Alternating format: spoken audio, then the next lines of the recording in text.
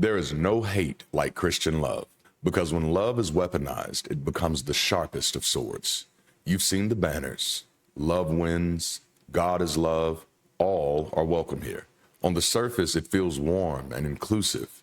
But what if I told you that same rhetoric is being used to enforce control, silence questions, and even demand hyper-forgiveness of repeated abuse? Today, we're peeling back the velvet covering to expose how love has become shorthand, not just for care, but for control. Because when they say all are welcome here, what they're often saying is that all are welcome to submit. Are you ready to unpack this? Go ahead and let me know in the comments where you think we're headed with this one. Let's define how love language functions as a tool for conformity and silencing dissent. In many faith communities, love is more than an ideal, it's a brand language. Love rhetoric is the specific use of words and phrases that signal unwritten rules like true love submits, true love waits, true love forgives all. Cast any objection as unloving. If you loved us, you'd comply, and cement group identity under the claim that all unity flows from love. Now, the core components of love rhetoric are universal appeal. Claiming love as a universal good makes it impossible to argue against without seeming heartless. But then there's also emotional authority, framing directives as acts of love. We do this because we care. This sidesteps logical critique. And then there's also taboo creation. Once love is invoked, questioning the rule or practice feels like betraying the community's highest value. Some examples of this is we just love you too much to let you stay where you are. Or real love will always correct you, even if it hurts. Only unloving people refuse to see it this way. You just can't see how much we love you. Each of these slogans sound caring until you notice how they demand compliance and punish doubt. Now let's discuss how it silences dissent. Emotional override. When someone claims, I do this because I love you, your emotional resistance drops. You don't want to reject genuine care, even if it's conditional. It also creates moral leverage. Labeling criticism as unloving turns any question into a character attack. You either agree or risk being seen as cruel. And then there's also social risk. Since love is the community's highest value, challenging a love-based rule feels like sacrilege, so most people stay silent. Now that we see how love rhetoric sets the trap, let's unpack how it enforces conformity over community. The objective is to show how weaponized love creates pressure to conform by making dissent feel disloyal. So the core assertion here is when love is wielded as a tool, it functions less like care and more like a command. You either align with the group or you betray its highest value. There are mechanisms of pressure at work here. There's conditional affection, framing care as a reward for compliance. We'll keep loving you as long as you stay within these boundaries. There's also a moral ultimatum, presenting dissent as an assault on the community's moral fabric. If you truly loved us, you'd never question this teaching, which also leads to collective shaming, imprinting group judgment on those who hesitate or object. Look around. Everyone else is on board. Why are you the outlier? I've literally had a pastor say this to me before. A really good textual example to use here is when someone says love means I'm allowed to call out your sin, but also kind of implies that you're not allowed to question them. This is assumed authority. The speaker claims a privileged role, I'm allowed, and it's also selective permission. Othering you is fine, questioning them is not. And then there's also the dichotomy creation, positions you as either the submissive receiver of love or the rebel. Now, this does have psychological impact. Immediately, there is a fear of loss, worrying that stepping out of line invites withdrawal of affection. There's an urgency to conform, a belief that delay or objection equals betrayal. So you comply immediately, and then you learn to self-censor. Over time, you internalize the rule and silence your own doubts before they even surface. Now, having seen how love can be turned into a subtle but powerful lever of control, we'll next dissect 3 psychological tactics of emotional guilt that tighten this grip. Let's identify the guilt-based strategies that weaponized love uses to enforce compliance. Number 1, selective compassion mechanisms. Genuine empathy is extended only when you conform. Step outside the rules, and that empathy evaporates. You're praised, supported, and talked to with warmth so long as you align with expectations. The moment you dissent, you're met with cold indifference or a curt "we'll pray for you," and then silence. Now, the effect on you is you tie your sense of belonging directly to obedience. Fear of losing kindness motivates you to stay in line. But there are also moral ledger mechanisms at work. Your past good deeds are recalled to compel present obedience. Now, how this works is that leaders or peers remind you of sacrifices you've already made. Remember when you volunteered. Remember when you prayed for such and such. Remember when you read the Bible. That memory becomes a psychological IOU. Since you've given before, you should keep giving, or since you agreed before, you should keep agreeing. The effect on you is that you feel indebted, turning gratitude for past inclusion into guilt that you must pay forward by continued compliance. And then there's also the issue of a false ostracism threat mechanism. Subtle hints that dissent equals betrayal of the community and its love. Phrases like, "I'm not sure you really love us," or "it hurts when you distance yourself," imply that questioning equates to personal rejection. Even without an explicit threat, the suggestion that you will be left behind hangs in the air. The effects on you is to avoid imagined exile, you self-censor and conform. Welcoming love, you fear you will lose if you don't. Now, these three tactics work in concert to create an emotional noose where your desire for authentic care and belonging is continually leveraged to keep you silent and compliant. Now, let's call out a few love slogans that mask control. Slogan number 1, love the sinner, hate the sin. The surface meaning. This affirms care for the person while rejecting their behavior. There's a coercive implication at work here.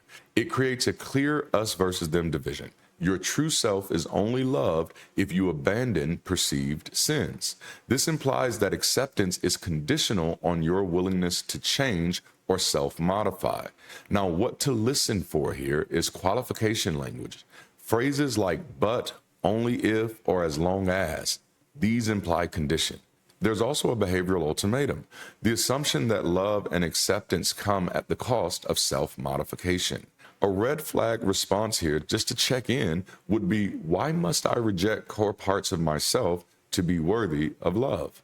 Slogan number 2, we love you too much to let you stay where you are. Now, this suggests tough love, often has the intention of spurring growth by refusing to enable stagnation. But there are coercive implications here. This positions dissent or struggle as evidence of immaturity or spiritual failure.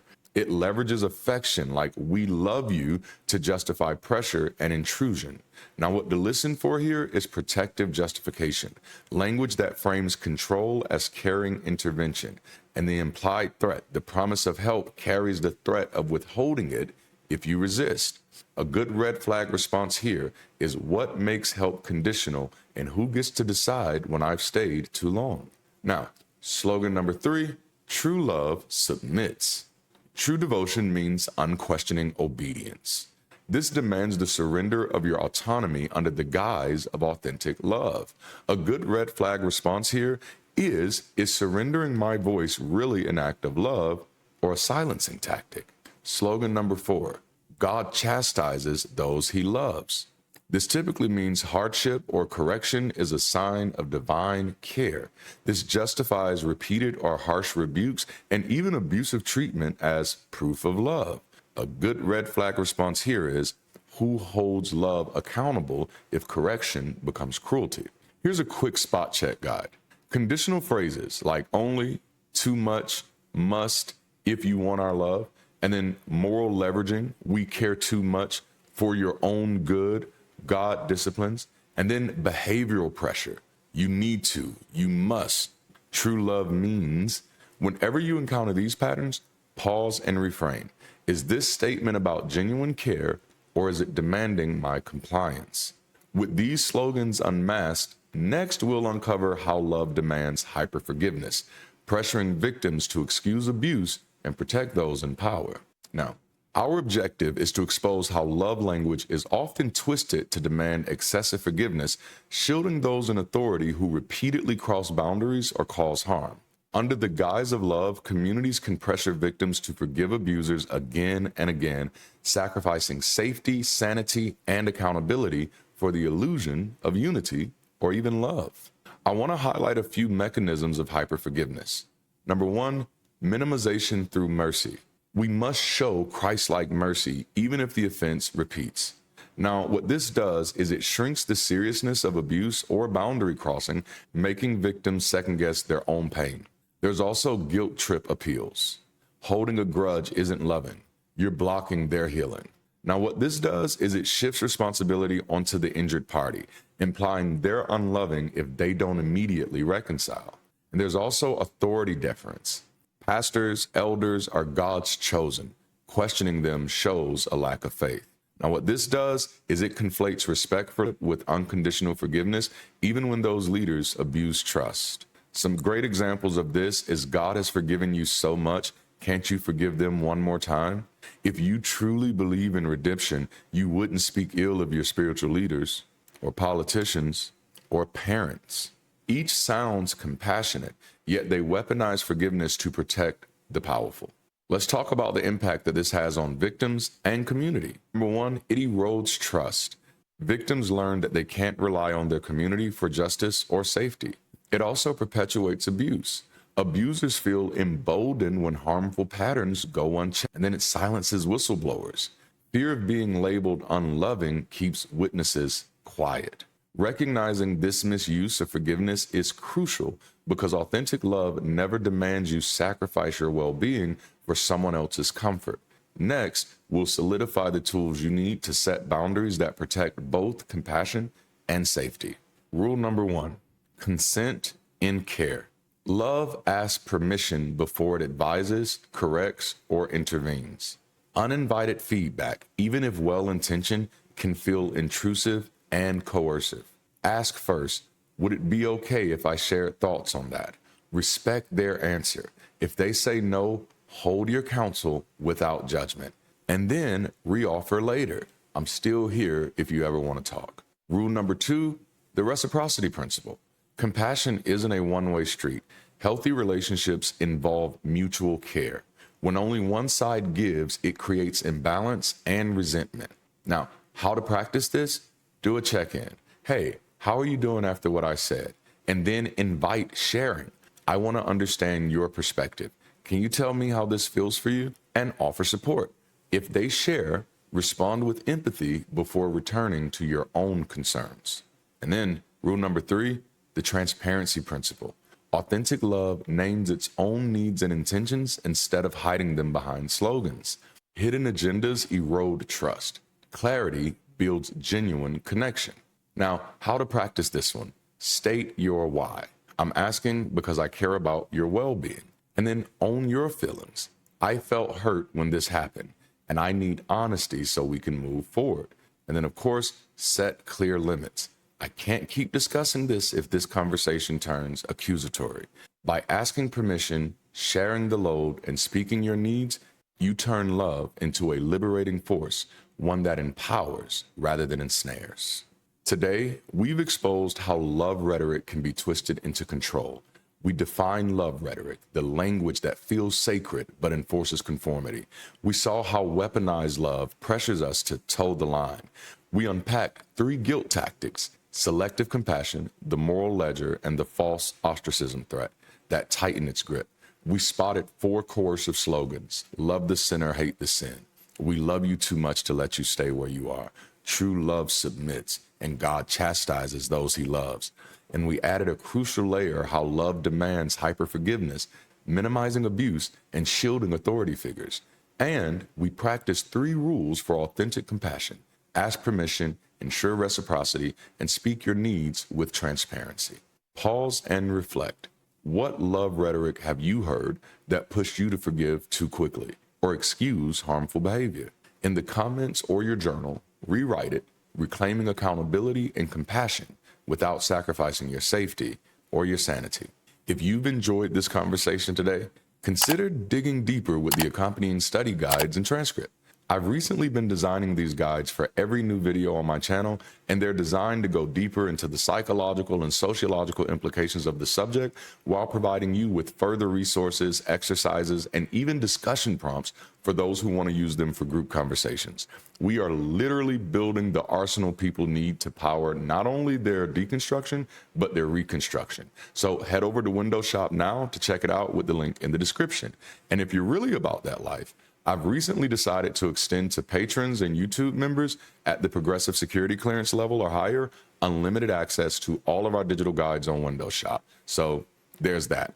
And lastly, if you join my patron or YouTube membership program at any of the paid levels or decide to purchase anything from Windows Shop today or this week, you will be invited to hang out with me and my supporters on June 20th for an all-access Ask Me Anything event. So hopefully I'll be seeing you there. Well, that's all I have today. So thank you so much for joining me in this conversation. Continue the journey by exploring a few of the videos on the screen. And until next time, keep rising.